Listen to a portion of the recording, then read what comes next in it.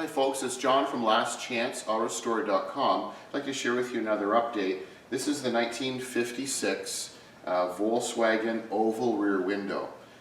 In an earlier video we shared with you where we had the body separated from the chassis and it was on a dolly.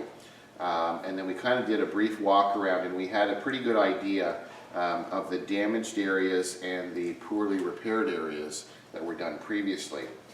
We've had a lot of progress since then. So as you can see, we no longer have it on the dolly, we now have it on these little stands that we've made. And then the camera person can kind of come around. We'll start with the upper portion and then we'll kind of do just a brief walk around. So what we've done is we've sanded down the complete roof and all of the panels to bare metal. So we removed body fillers, previous paint, and basically stripped it completely down to bare metal. And then the areas that were safe we sandblasted, so you can see along this front hood, this ridge on the inside of the hood, the inside part of the back of the dash and the tray area, and obviously this whole front. So this whole front intersection, the metal is strong enough and there's enough shape to it that you don't distort things or hurt things when you sandblast. So we were able to sandblast all of the important stuff that's really hard to get into. So we've got down into the sides and all the nooks and crannies, if you will. And then it exposes things like this, where we have the speedo cable that comes through. There is a bracket and a whole bunch of caulking. You can see the corrosion. It's just no longer a true hole. So we'll make a template for the proper size hole and bolt holes. We'll cut this out, we'll weld a new piece in so you won't even know we've been in there. And then you can see the lower, this is where the gas tank sits in. You can see the firewall, which is really common on virtually all Volkswagen Beetles, where they rot out. And there's supposed to be bolts that come up through the chassis into that part of the firewall, and it's all rotted away, and some homemade patching which we will eliminate. The front nose area, we know that we're going to replace the front nose. So we've ordered that, the little tray for the spare tire. You can see there's numerous patches, so there's no big surprises there. There's another rusted out hole here, which is really common, and that's the reservoir for the clutch fluid, and you can see it's corroded away. So same kind of idea. We'll end up cutting that out, we'll put new metal in, and you shouldn't even be able to tell once we're done.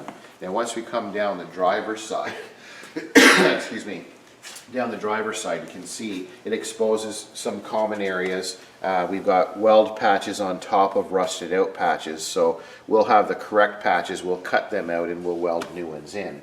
The doors are going to need quite a bit of work. They're very rusty and lots of dents in the doors, and then up here we've got some sharp dents. But the nice thing is we've taken all of the material off, the body fillers and all kinds of different products and fiberglass they used. Now we've left this big hunk here, that's a lot of body filler, really thick, that's on top. We're going to replace this panel with what they call a high replacement panel, so we'll end up cutting that out and removing it, but we've got to do heater channels first. So right now you can see the body is flexing a little bit, and the door is actually not fitting into the opening right now. It's scrubbing a little bit, and it's once again very common, and it's because we have on the inside we can expose the heater channels. So whoever did these heater channels pardon me, basically homemade repairs. They excuse me, I'm fighting a cold, sorry. So the heater channels have had extensive patchwork and repair work done, instead of doing it properly, where you would basically jig or square the car up first to have it in the proper position. We're going to be cutting out the heater channels. So for example, if the camera person looks at the dash and then the post area where the door is, and then follow it down, you can see where it actually tapers in at the very bottom to meet that heater channel, and that is actually out a little bit. So you know, what we'll do is we'll end up squaring up the whole body, and we'll reinforce it with square tubing, and then once we have it in the proper position, that's when we'll deal with cutting out the old heater channels and putting in new ones. So we've got quite a bit of fabrication to do, because essentially we're going to be replacing that whole front lower firewall. And then as you come from that firewall going across the passenger inner wheel well, that heater channel with the little vents at the front, from there all the way to the post in front of the door, that's one piece. It continues down and it keeps going along the bottom of the door, and then it goes into that vent too, which is still part of it, and then it comes to this back area. So that is one big piece, and it's very important. It's like the spine of a Beetle. And then that back corner, we'll be taking out all of those homemade pieces and replacing it with new. And then we're really happy with this back section, because we have our beautiful oval rear window opening, and the metal is really nice in there. You can see we've sandblasted all of this. And then our back firewall, so this is the inner firewall between the passenger compartment and the engine bay. And then this lower portion, which they refer to as the parcel shelf, there's a lot of sand still here that we'll clean up, but this is in really nice shape, and the corrosion essentially starts from here down, which is really common on Volkswagen. So we'll be replacing these areas and replacing the heater channels, and then these cross sections, which are really common. So it looks quite nice in here. The inner quarter panels and stuff seem to be in nice shape. So as we come back out, you can see our quarter glass window on the driver's side. Once again, sanded all the metal down. Pardon me. And then as we come over to the rear wheel well on the driver's side, another really common area is the back portion of that heater channel. And you can see there's some homemade patches, and they're already rusted through again. And that's the main reason why we don't like to have metal on top of rusted metal, because it just speeds up the process of that rust. And then we have some homemade rear bumper brackets where they've just taken some tubing from scrap tubing and kind of added it in. We'll be replacing this panel with the correct piece that includes the bumper bracket. And as we come to the rear, we're really happy with this section in here, because they're known for a lot of corrosion in these bottom corners of the oval, and a lot of rot in these lower louvered areas. Excuse me. So it's in really nice shape. You can see we've sanded it all down to the original bare metal, and this is pretty impressive because this is steel from 1956. So we're really happy with this. And then in the areas where it was safe to sandblast, basically we did inside that louvered area, and then in here we saved a lot of time by doing the sandblasting, and we can't harm anything. So we'll be removing these hood hinges soon, and we have our back firewall and our intersection and then our apron. And we knew we had to replace the apron. We have an excellent reproduction with this same H style, which is authentic to the car, being the 56 oval. And then as we come around from the back up to the passenger side, I won't bore you with too much, but basically same kind of idea.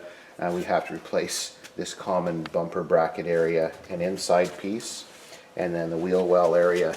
This tub on this side is quite corroded, really common. This is the side the battery is on, and it tends to always rot out here, and no surprise, we've got the same kind of idea. So we'll be cutting out and replacing those sections. We've got quite a few dents and damage in the roof and rail line, so we've got quite a deep kink in here. But the oval section from here down is basically quite nice. But then we have a tremendous amount of dents all along the roof line.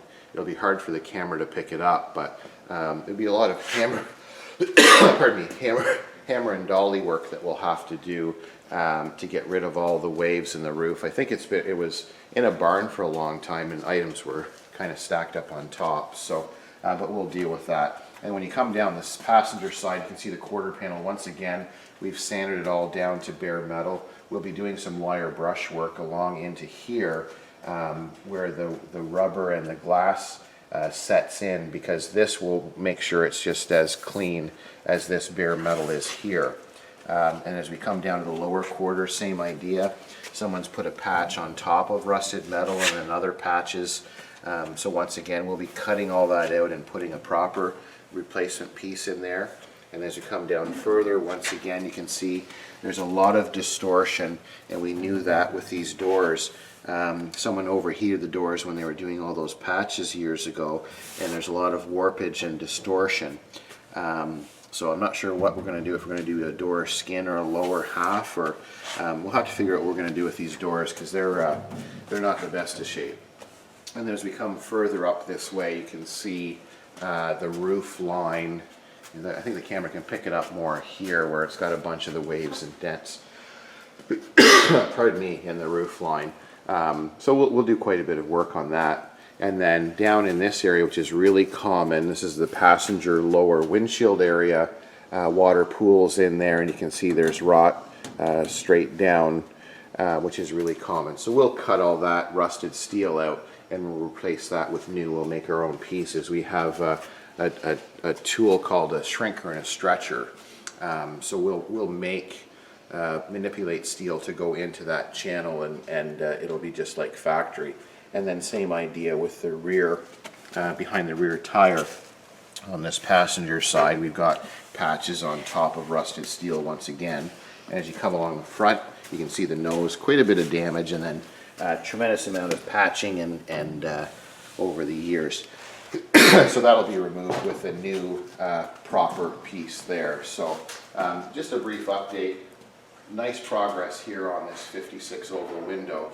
So now that we have it at this stage, what we'll end up doing now that we have the car squared up on these stands, it gives us a lot of options to work underneath it and alongside. So our next thing we're going to do is start jigging everything up to square the body and the openings, and then we'll have to adjust things, and then we'll weld square tubing in to support the whole car. And then once we have it all supported, we'll take a lot of measurements, and then we'll begin the actual metal work. So we've got a large metal shipment that just arrived, so we'll lay that out probably in the next video. We'll show you the heater channels and the difference in quality of some of the replacement panels you can buy for a Beetle. So I thank you for watching. This is the 1956 Volkswagen Oval Window, and I'm John from lastchanceautorestore.com.